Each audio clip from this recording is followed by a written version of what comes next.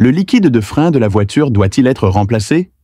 Lorsque nous allons dans un atelier 4S ou un atelier de réparation, le mécanicien nous dira qu'il est sécuritaire de remplacer le liquide de frein.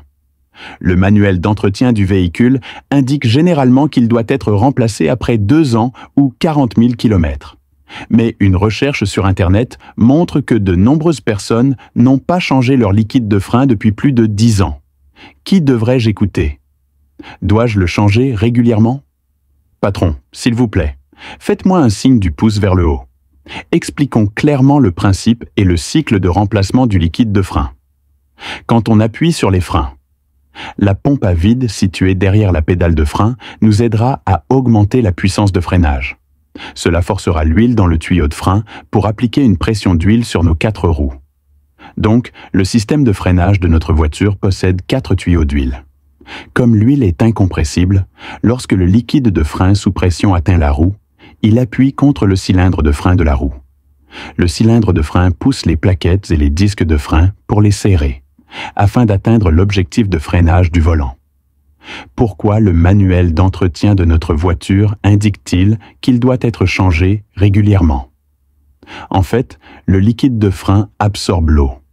Au fil du temps, l'humidité de l'air pénètre dans le liquide de frein. Le point d'ébullition du liquide de frein sans humidité est supérieur à 230 degrés. Si le liquide de frein contient trop d'eau, il bouillira et bouillonnera comme de l'eau bouillante. Ces bulles sont très facilement comprimées et le liquide de frein perd ainsi sa propriété incompressible. Lorsque nous appuyons sur les freins, à cause de certaines bulles, le liquide devient moins important lorsqu'il atteint le cylindre de frein de roue. Le frottement entre la plaquette de frein et le disque de frein n'est pas assez fort, de sorte que la roue ne peut pas être complètement arrêtée et la distance de freinage sera trop longue, voire la voiture ne pourra pas être arrêtée. La pédale de frein deviendra également très molle. Bien sûr, une fois que votre liquide de frein a refroidi, l'effet de freinage sera également restauré. Mais qui sait quand vous pourriez avoir besoin de freiner sur de longues distances en conduisant?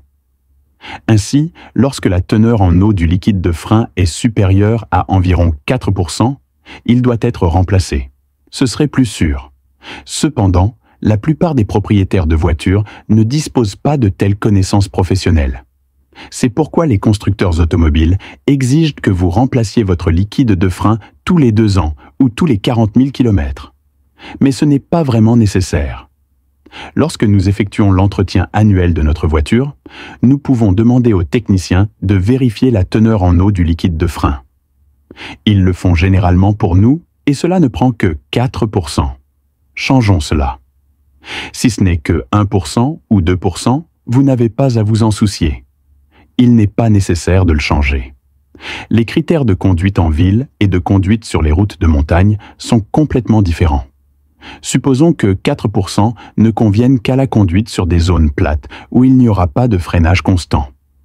Si vous conduisez sur des routes de montagne pendant une longue période, avec de nombreuses montées et descentes et un freinage continu, nous vous recommandons de régler la norme de volume d'eau de mer à un niveau inférieur. Nous pouvons la modifier à 2% ou 3%.